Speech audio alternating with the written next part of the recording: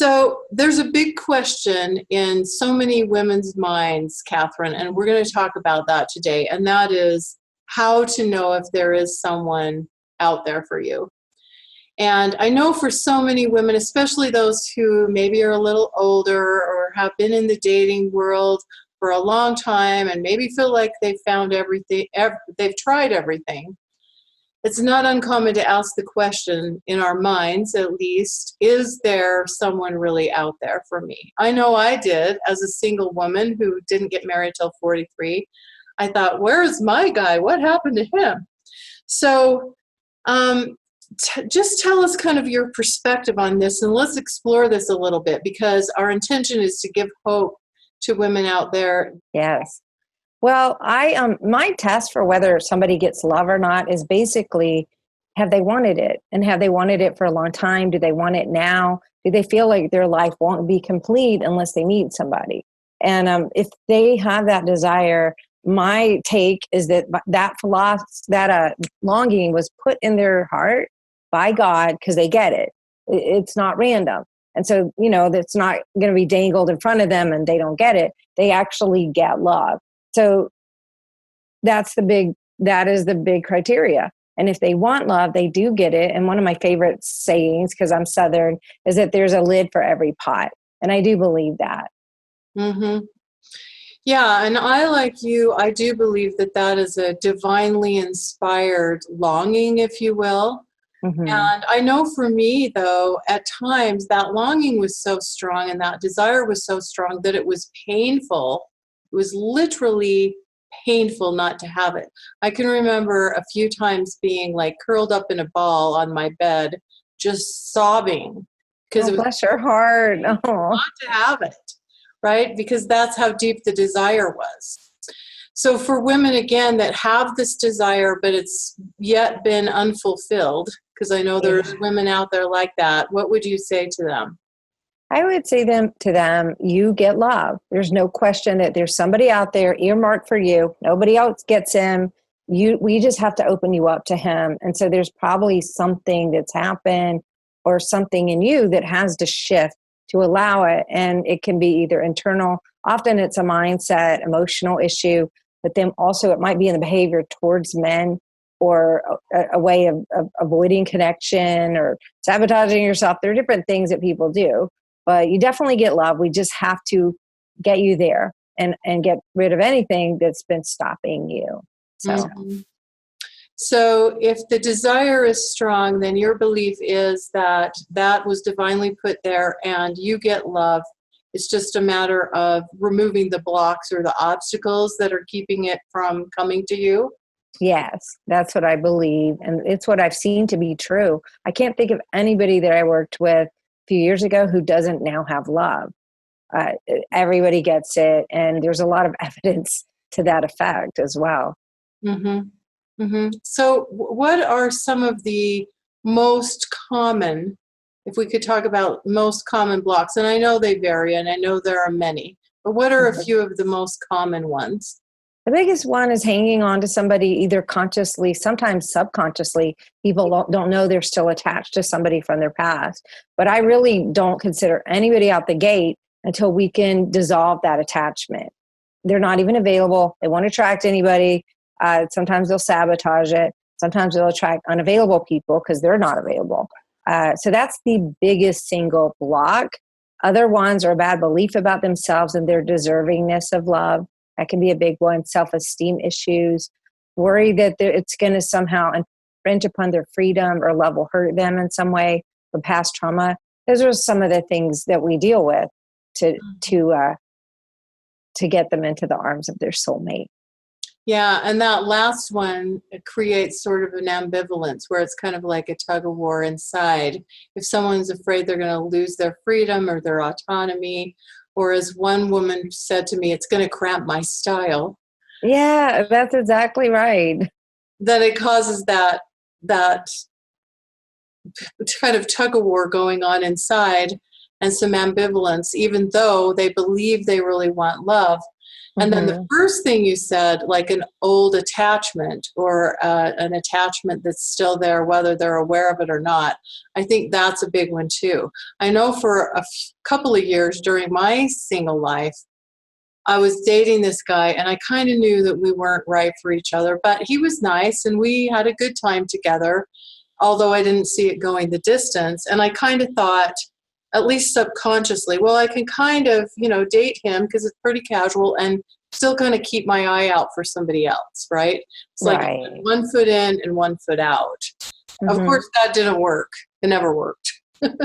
Yeah, there can be an internal conflict. So I've worked with a lot of people who have that issue, and that's what we have to do. We have to line them up. I can think of a woman who thought she'd never get married and been single for so long. She'd almost given up. And when we started testing her beliefs and what was going on, she had a deep fear that she'd get tied down. And she was a free spirit, independent. And as soon as we lined up that she could have a guy who stayed fascinating to her, could keep up with her, and also like some freedom, she met this great guy who was very successful, very high flying life, but he liked adventure and he held on loosely. So they got their alone time, but they also did these crazy fun trips together and just had so much fun. And so she was kind of thinking of somebody who wouldn't be right in her brain. And so that kept her. So you do have to line up with it and maybe think bigger, imagine bigger for yourself. I like that. I like that. So Kathryn, I wonder, we shared a little bit of your story in your introduction when I introduced you, but I think it would be fun for the ladies here. Some may have been single moms, many have been divorced, many have been in past relationships and are re-entering or have been in the dating world for some time. And I always think it's fun to hear people's stories. I think that inspires people. So I'd love it if you shared a little more of your personal story. Sure. Well, I was, a sensitive introvert growing up, and I still am pretty introverted. And so I didn't have the best people skills. I couldn't meet a bunch of strangers to date a bunch of people. And so I'd fall into these bad relationships. I had my own crazy love, and crazy love relationships are something I talk about in my book right here, Love Will Find You. I actually talk about that because it was so common when I directed crisis support. I was still single when I was directing crisis support. So going through dating and finding my soulmate during that time was pretty interesting. But I was single for 10 years as I was a single mom.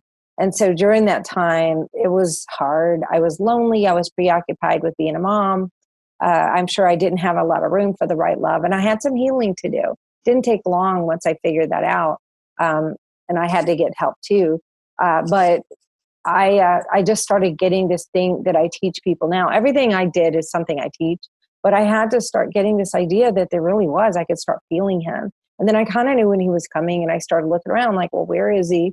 I can feel it. And sure enough, he did come during that period of time when I was kind of feeling him the most. It's John, my husband, and we've been married over 16 years now.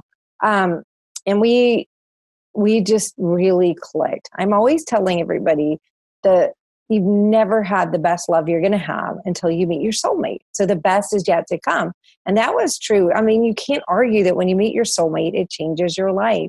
And so when I met him, it was just at a different level. And our life together has far exceeded anything I'd ever imagined. I never thought I could have children in my 40s. I wanted a family. And to this day, sometimes I'll pinch myself and say, my gosh, I wanted a family this whole time with a mom and a dad and kids. He's amazing with my child. They just fit like a glove. And I always tell single moms that your guy will fit in with your family and be an asset. Won't take away from it, wouldn't take you away from your family. They become a very integral part. And that's what happened to me. And so it's been a whirlwind. Even all these years, it doesn't feel like it could have been that long. I'm going on date night later. We go on date nights, date trips, date out of the country sometimes alone, especially now that our kids are a little older and we can leave them with somebody. But the romance is still there. And I just don't think it gets old when you meet your soulmate. And so I love that I'm living that. And I know you are too, because it helps to know how to get there. You wouldn't hire a financial advisor who had never had financial success. And so I always think it helps to get somebody to help you with dating and finding your soulmate, somebody who's experienced it and can pull you there. And so after that, my work became very successful out of that relationship, because I could see what a functional relationship felt like. I'd never seen one. I grew up in a dysfunction, as most of us did. A lot of couples out there at the time were dysfunctional. And so it was kind of a shock that it went this well. And if something came up, we worked it out. It's just been amazing. And so I am eternally grateful for the love I share with John and so much that's come out of it. Mm. Yeah, that's beautiful. And how did the two of you meet? We met through mutual friends. At the time, I was with my crazy love. And I was at a party, and one of my friends brought him. And I was like, well, where's he been? Because we had been hanging out with this crowd that I knew through work. And I shouldn't have been noticing because I was with my crazy love, but I was looking at my future. That's why I noticed him. And then when we broke up, he was with a girlfriend. So it was about 4 years for us both to be single at the same moment. And we were just brought together in a magical way on a trip with mutual friends. And that was it. It went very quickly after that. And it does go quickly. It is like a whirlwind when you meet your soulmate a lot of times. So for us, it was very quick, and we just knew. Mm-hmm. Yeah, that's beautiful. Thank you for sharing that. Well, thanks for asking. Yeah, I just think it's fun for women to hear success stories, especially, when we didn't meet and attract the right guy, like in our early 20s or something. I have these nieces and nephews that have gotten married in their early 20s, and I'm like, how in the world did that happen for them? I know. Well, some people do. A lot of us don't. And one of the things I do say, late bloomers are the happiest, because we will never take it for granted after everything we went through to get to our soulmate. We will never take it for granted. We'll cherish it. So I do say that. So if any of you listening are a late bloomer and haven't found love yet, you'll get to be the happiest, and you haven't settled. You're waiting for your soulmate. There's something to be said for that. Yeah, there's a lot to be said for that. And I can echo that, because it was definitely worth waiting for me to meet the right guy. And my husband and I have been married now for 12 years. And I'm so grateful that I didn't settle, because he's just been amazing, such an amazing gift and blessing. So I love that. Well, congratulations, Michelle. You deserve it. Well, you too. So I want to ask you a question, Kathryn, and I've asked a couple of people this over the last few weeks, and it's because I had a client ask me this, and knowing that you have a spiritual bent to your work, I wanted to ask you this question because I'd like to hear your point of view. Sure. And that is, so this client asked me, and she tends to be on the spiritual side, as do I. I have that element into my life and in my work. Yeah, but she said, what is the right balance of being really intentional, like in being intentional in putting yourself out there, online dating, going to events, trying to be visible, creating opportunity, and allowing also for divine timing, serendipity, spirit, God to guide you. She said, what is the right combination of that? Because she leans toward the spiritual. And so she's like, well, should I be being intentional, or should I just allow it to happen? So I want to hear what your take is on that, and just see what your point of view is.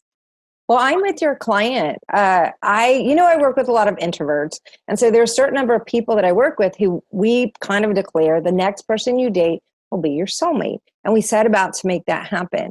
And I've literally had people just do the inner work that I teach and have love show up at the door. I have a whole file folder full of weddings where they met while this person who was an introvert, was staying at home. Crazy story.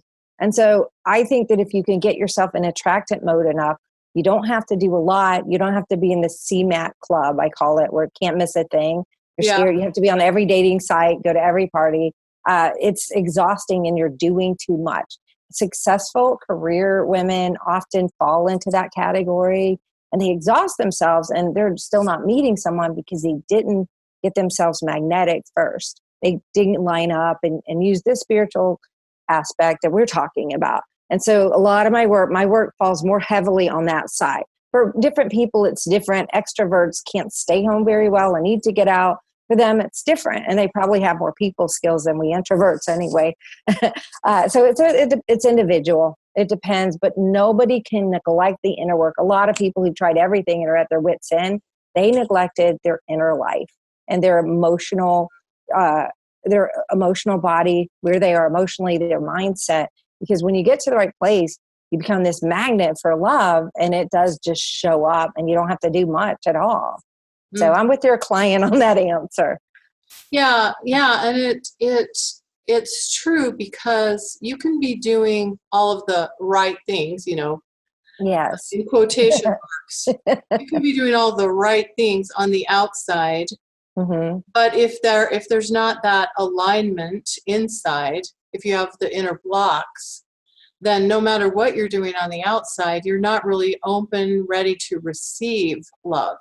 That's right.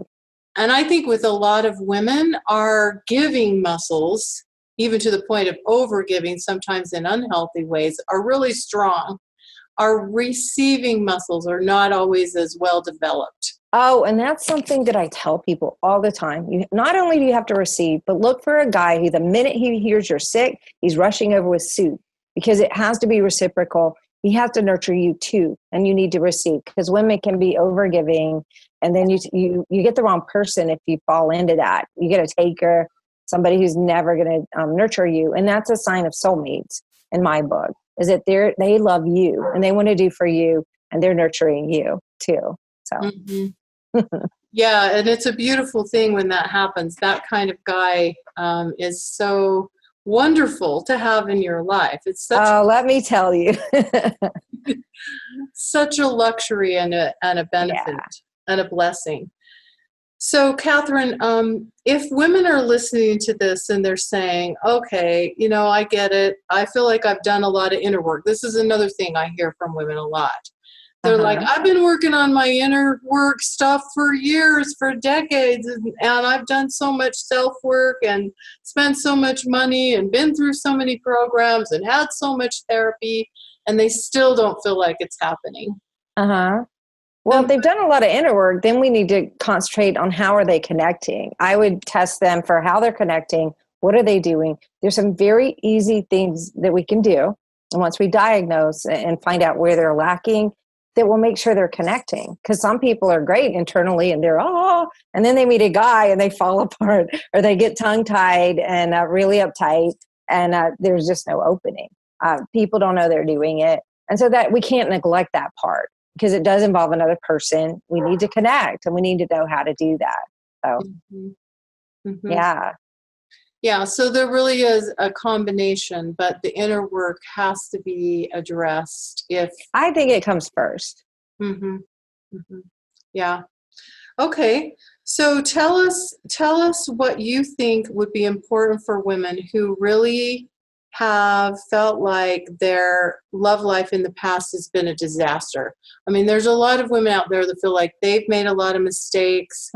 Maybe they have been hurt or deceived or left or abandoned or divorced by someone they loved.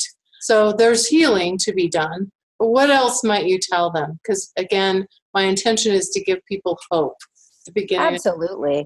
I would tell them that there's value in that. That I think that everybody who found love, even your young nieces and nephews, they probably went through some heartbreak, because there's value in it. And it doesn't mean they're doomed. It just means we're going to learn from it. And you learn what you do and don't want. So there's value in it. It's fine, because now we'll never do that again. What we have to do, like you said, we have to heal. We have to let it go and have it be a clean slate now. Take our lesson and create something different. But they have every hope for love. Doesn't change your past. Doesn't change that. We're here now, so we can start again and take that lesson and do better and meet your soulmate now. And he would never hurt a hair on your head. He loves you up one side and down the other, would never cheat, only has eyes for you, and he will be worth the wait. Yeah, and I think a big part of this is not just forgiving others, if that's necessary, but also forgiving yourself. Like for me, I felt like that was a part of my journey. I had to forgive myself for the things that I had done in my love life that sabotaged me, or spending too much time in the wrong relationships, or getting too attached to someone who wasn't reciprocating in the way I hoped, or whatever. Like, I had to forgive myself for the wasted time and lack of confidence or focus that caused me to spend too many years in the wrong relationships. That was a big piece for me, because once I kind of realized my own inner blocks, I could see how I'd spent so much time, and I was so upset because these were years I wanted to have a family too, and I didn't get the opportunity to do so. But these were precious years of my life that I invested with the wrong men, and I had to forgive myself for that, because I was doing the best I knew at that time. Yeah, and family comes to us different ways. I think I have, my husband was a single guy when we got married, and so single dad, and so I have a stepchild, and I have noticed that he feels like my child. Like, he feels the same as the ones who came through my body. But there's also chosen family, and we end up mothering people who in other ways. And so you might have been meant to be a mother in a different way, and now you're happy. And so I always do find that people who, when they find their soulmate, they're too busy being happy to be more, worried about the past. And I'm sure you are, but definitely to forgive oneself. So many women are hard on themselves. And so that is part of that release work that I do with people. Release anything that you're holding yourself accountable for unduly. You were doing the best you could. And let's move on and be nicer to yourself. Mm-hmm. So. Yeah, because loving yourself, and we always hear this, and it almost sounds cliche, but loving yourself is a gateway towards being open to receiving love from someone else. It has to happen, because if you're not good at that, you're off center, and you will not attract a soulmate. You'll attract another crazy love or something that will hurt you or disappoint you. And so that is part of that inner work we were talking about that has to be done. Mm-hmm. So tell us a little bit more about your book, Love Will Find You. I love the title, first of all, because it's so hopeful. Thank you. So optimistic and beautiful. So tell us a little bit more about your book. I know you've mentioned it already a little bit. But. Yeah, well, there it is if anybody wants to see what it looks like. It's behind that wedding picture. And my agent named it because the original title was A Live for Every Pot, which is a big saying of mine, Southern. But she thought it sounded too much like a cookbook. So she named it, and it's like that Journey song about Love Will Find You. But if you Google Love Will Find You, I think I come up first or second with Journey. I'm a good company. But it's about magnetizing love to you. It's a really good, easy introduction to my work. It's fun. And we were talking about looking for love stories. I think that's so important. And I put a lot of stories that have come out of my work. I put samples of weddings and stories of healing, things like that. And I think it's very critical to look for the positive stories instead of negative statistics or whatever. Look for examples of what we want, case studies. And so my book has a lot of that, but it's an easy introduction to my work. It takes like 2 hours to read it, easy read. And I give little exercises to do. And some people read the book and it's enough. Some people need deeper work that they would do with you or me. But it's a great introduction to my work, and it's a bestseller and has been in print for many, many years because people give it to their friends. And, it kind of opens the door to the idea that you do get a soulmate and that you can attract them without doing crazy things to try and find them. So that's kind of it in a nutshell. Right. Well, thank you so much for that. And that's how I found you, Kathryn. Really? Yeah, that's how I originally found you, was through your book. So I'm so grateful that you wrote it, and I'm so grateful that you're sharing your journey and helping so many people, because it's such a blessing. I mean, you and I were speaking briefly before we started this conversation, and I was telling you about my mother's recent passing and how it made me realize even more deeply that in the end, love is really what matters. That's right. Yes. Just the most important thing in life. And so you and I are incredibly blessed to be doing the kind of work that we're doing in the world. Yes, we are. If I ever doubt, like, have I done anything in the world? I come look at the wall of weddings and a lot of the letters I've gotten, and, people send me everything.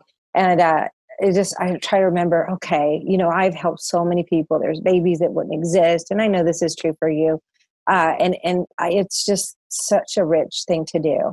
Kathryn, I want to let you have kind of the last word, if you will. And I want to, before you leave us with a last thought or last word, I want to thank you so much for being here and for the work you do in the world. I would say that if you're here listening to us, I want you to remember you get love. There is no way you'd be listening to us if you didn't. And so let's do a couple things to get you there, and you will be in the arms, and you're going to have the best year of your life. So let's make it your breakthrough year, and you will never look back because you'll be so happy in the arms of your soulmate. That was beautiful. I kind of got the goosebumps when you said that. We're so grateful you joined us. And Kathryn, thank you so much for sharing of your wisdom and for your lovely presence here. And ladies, please join us for more. Take care. Thank you so much. Bye. Bye.